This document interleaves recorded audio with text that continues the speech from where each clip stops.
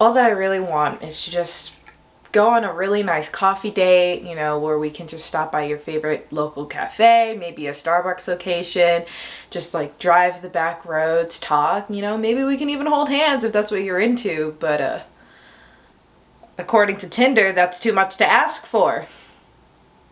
Don't even get me started on Hinge.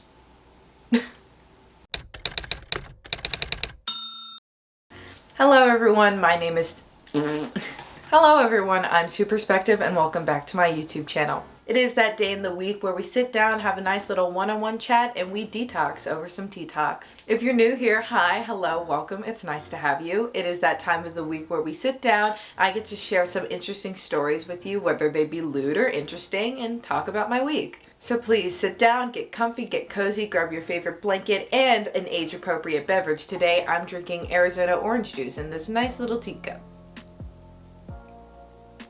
Alright, let's get started. So I've mentioned it before and I'll mention it again because it's very relevant in my life, but I am single, independent, and chosenly so. And I'm not actively looking for anything, you know. If love is in my favor, it will present itself when the time is right. You know, I'm not really focused on the destination so much as I am the journey right now. But you know, even with that newfound independence and, you know, self-love and care, a girl, your girl, really wants a coffee date. I have needs, I have desires and wants and fulfillments, and I think they all deserve to be recognized and acknowledged. So, you know, I just really want a nice coffee date. So what do you do? What does one do when they want a date or attention or seeking a significant other, you know, what have you? What do? You download Tinder. So going off of the topic of dating apps, if I'm being completely honest here and very transparent, they scare me. I'm really not an online dater. I'm pretty skittish and kind of old school when it comes to like love and romance. I very much am like a Hallmark movie. That's, yep. But I mean, like, I'm single, I'm young, I'm cute, or at least I like to think so. So I figured, hey, why not download it? I have nothing to lose from it, only to gain. So I took a shot in the dark and I downloaded Tinder, made a profile, and got to swiping. So yeah, I downloaded Tinder. It was on my phone. I had a profile. I had that app for a solid 10 minutes before getting incredibly frustrated and deleting it. Woo! I get that I should have, you know, stuck around longer than 10-15 minutes, you know, gave it the old good college try, maybe actually talk to someone, have a conversation or two, maybe even try and go out on a date, but I just... What? Just humor me this. What's the point of going out on a date if you've already showed me your Jimmy John? Riddle me that, motherfucker. I just don't get it. Truly and honestly, I was on that app for like 10 minutes, maybe 30 if we're counting like buffering time. But like, there is just no reason that in that 10 to 30 minute time frame that I should have come across 3 Have Hogan incidences. Like, sir, this is my personal DMs, and nowhere in our conversation do I recall saying park that Big Mac truck right in this little garage. So please, you can take your 2012 Toyota Prius and take that shit right out of my compact parking spot. Thanks. So, needless to say, I really didn't have that much luck on Tinder, so I was like, hey, maybe it's just the app itself. Maybe I'm just not meant to be in that kind of scene, so let me try something else. So then I downloaded Hinge. Ugh. Just the setup process itself was very elaborate and asking me questions that I don't even think my doctor can ask me. But needless to say, I did truck on, I did make an account, and we basically just went from one end of the dating spectrum to the other. I went from very loosey-goosey casual, which is cool, that's fine if you're into it, to wanting to commit on the spot and asking me what my ring size is. These men just wanted to commit so badly and just get right to the point. And look, I get it. I can admire the hustle and the goals and the want and the achievement, but like, I've dated men that wanted to commit way too fast, and it tells me really one important thing that I can take away from that. Wanting to commit way too fast or wanting to give yourself up to a person so quickly tells me that you're way too insecure in your own personal self, that you figure if you're going to find someone, you have to hitch them up right then and there before they even have time to figure out all the mess that you're hiding. And you know, by then, once you've committed, it is almost way too late to back out, and now you're kind of stuck with them. Whew. Yeah, so Tinder didn't work out and neither did Hinge, is kind of the takeaway of that story. I know that I preach a lot about self-love and independence and loving yourself in loneliness and really honing in on that strong masculine or feminine energy within yourself, and that is still very much true and very much the goal. But you know, even with that in mind, that doesn't mean that I don't want or desire a strong and meaningful romantic connection, especially with someone else. What I mean when I say that I want to go out on a cute coffee date or like a nice drive or just really just talk, I'm not asking for someone to come into my life and complete parts of me that I find that aren't complete. I don't want that kind of relationship, and I've kind of outgrown that sort of life cycle. What I'm asking and what I'm wanting and desiring is I want someone who feels comfortable and confident in themselves, even with all their flaws, and being very cognizant of it and is actively working on themselves. I want to be able to share my greatness with someone else who wants to do the same. I don't want to be someone's half to make them whole. I want to present myself as whole to someone in hopes that they will present themselves as whole to me, and we can just come together and be one badass team.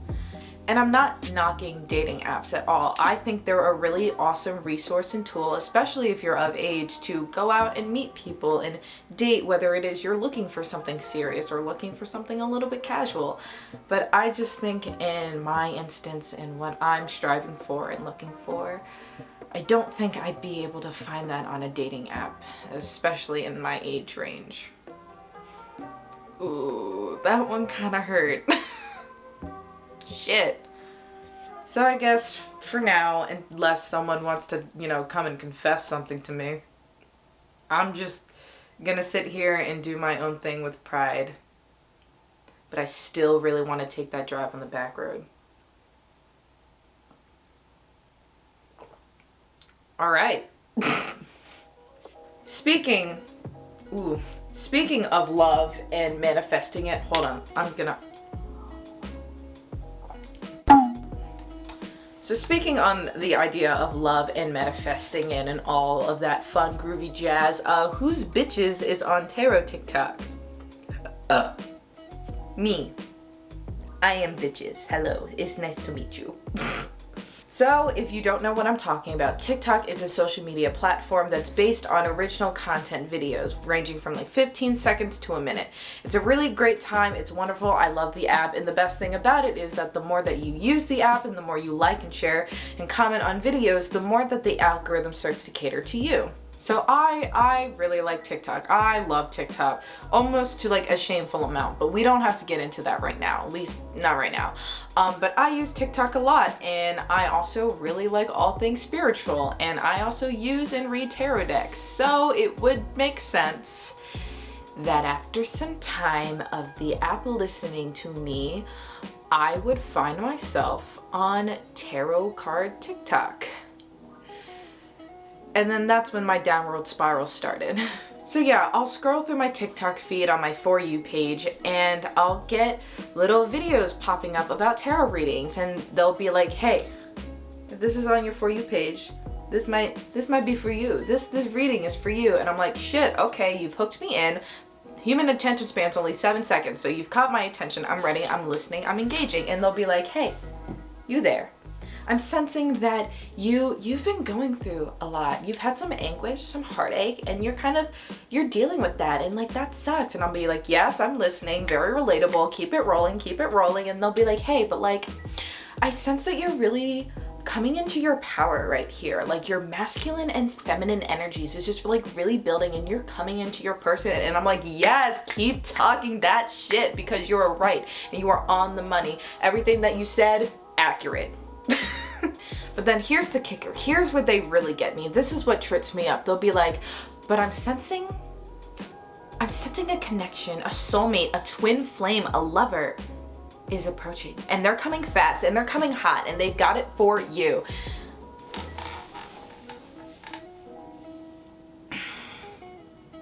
Ma'am, where? Where? W-H-E-R-E. I will meet them halfway. Give north, south, east, west. Tell me. I will pay for their Uber if I have to. Where? The thing with those videos is that you kind of have to take it with a grain of salt. See, but that's not to say that tarot cards or tarot readings are or are not true. You know, that is up for you to decide and to figure out for yourself. But what it does mean is that the algorithm is going to show me what I want. And it's going to tell me what I want to hear. That is a harsh reality. And I did it to myself. So maybe, just, you know, kind of maybe, the next person that at least I'm envisioning that is kind and sweet, passionate, driven, and incredibly funny, maybe it is in my favor. Maybe it is in the cards and I am part of that greater collective that the cards are reading for. Or maybe TikTok knows that I'm struggling to find someone who's worth my time and energy. But again, it is the idea of not so much worrying about the destination, because I know it's there in my future, but more so just enjoying the journey. But I also know that I need to be putting in work in order to receive the reward. So yeah. So for now, I will be continuing to put in that work and that love and that passion into myself, knowing full well that it will radiate outward, and, you know, hopefully maybe one day that'll connect and communicate with someone and they'll look at me and go, yeah, that's the one. Okay, well, enough about me. Let's talk about you guys for a second. So earlier this week on Monday, I have officially joined the YouTube Partner Program, which basically means that I get to monetize my content. Wow. When I first started my YouTube channel, I think almost 2 years ago, almost 3, oh geez, I started it because I was honestly really unhappy with myself at the time. I felt like all the energy that I was putting into things, and specifically myself, just really wasn't worth it.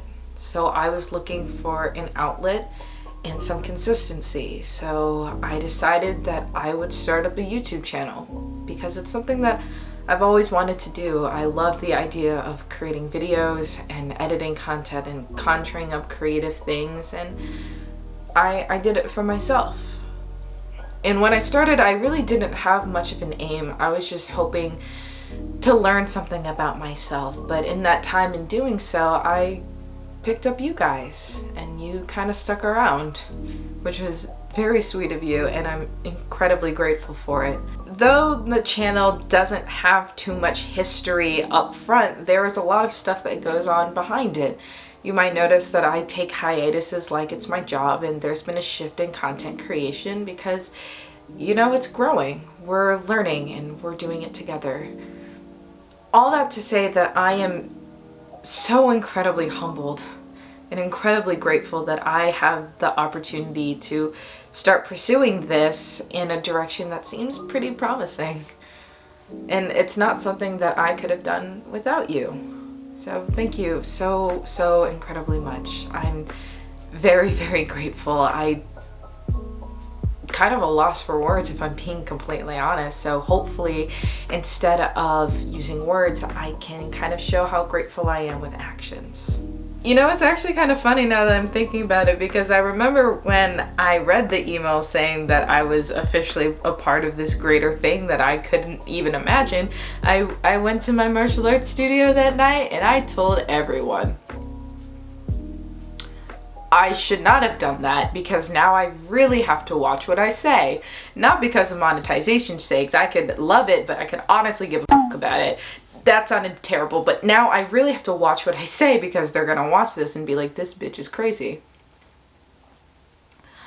Hi guys, if you're watching this, I'll see you tonight in class. But yeah, it's not so much about the monetization or the money or making money off of things that you create, although that is awesome, nice, fun, and dandy. It's really more so the idea of being able to be a part of something and having the opportunity to build off of what you've started. And I could not have done that without you guys. So thank you again so incredibly much. And I hope to see you some more in the future.